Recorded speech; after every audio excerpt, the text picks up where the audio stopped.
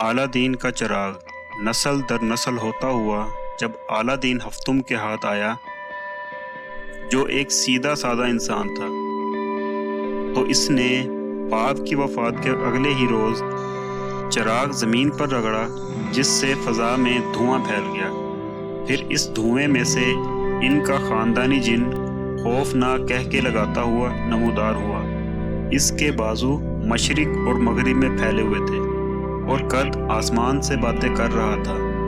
جب یہ دھواں چھٹا، اس قوی ہیکل جن کی دہلا دینے والی آواز فضا میں گونجی، کیا حکم ہے میرے آقا؟ تو اعلیٰ دین ہفتم نے ایک نظر اسے دیکھا اور پھر کہا، ذرا دوڑ کر نکر والی دکان سے میرے لیے ایک سانچی باندھ لاؤ۔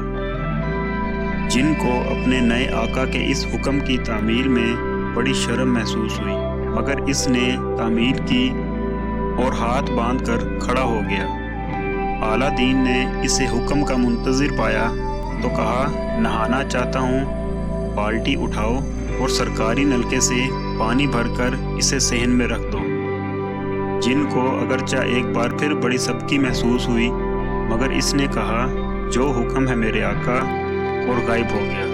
نہانے کے بعد اعلیٰ دین نے ایک بار پھر چراغ رگڑا، جس پر ایک گڑگڑاہٹ سنائی دی، خوفناک کہکے لگاتا ہوا جن نمودار ہوا۔ اس نے جھک کر کہا، کیا حکم ہے میرے آقا؟ اعلیٰ دین نے کہا، بازار سے سبزی وغیرہ لے آؤ اور میرے لیے جلدی سے کھانا تیار کرو، مجھے بڑی بھوک لگی ہوئی ہے۔ یہ سن کر جن بہت شرمسار ہوا اور گردن جھکا کر بازار کی طرف چل پڑا۔ کھانا کھانے کے بعد اعلیٰ دین نے ایک بار پھر چراغ رگڑا، جس پر جن ایک کھسیانی ہنسی ہنستا ہوا نمودار ہوا اور ہاتھ باندھ کر کھڑا ہو گیا۔ اعلیٰ دین نے حکم دیا کہ ہمسایوں سے تھوڑی سی پتی مانگ کر لاؤ اور مجھے چائے بنا کر دو۔ یہ سن کر پسینے کے قطرے جن کی پیشانی پر نمودار ہوئے، جو اس نے فوراً ہاتھ سے پونچھ ڈالے اور حکم کی تعمیل میں مشغول ہو گیا۔ پھر یوں ہوا کہ دن، مہینے، سال گزرتے گئے۔ وہ اپنے آقا کی خدمت میں اس طرح مشغول رہا کہ اس کے کپڑے دھوتا، استری کرتا، جوتے پالش کرتا، برتن دھوتا اور نکر والی دکان سے اس کے لیے پان اور سگریٹ خرید کر لاتا اور پھر اس کی نظروں سے اوجھل ہو جاتا۔ اس دوران جن میں ایک تبدیلی رونما ہوئی۔ اس کی جسامت پہلے سے بہت کم ہو گئی، اس کا قد بھی گھٹتا جا رہا تھا اور اس کے کہکہوں کی گونج بھی مدھم پڑ گئی۔ ایک تبدیلی اس میں یہ بھی رونما ہوئی کہ اعلیٰ دین کے چراغ رگڑنے پر وہ کاندھے پر رومال رکھ کر نمودار ہوتا اور کیا حکم ہے میرے آقا کے بجائے کیا حکم ہے صاحب جی کہتا۔ یہ جن آہستہ آہستہ اپنی پہچان بھول رہا تھا۔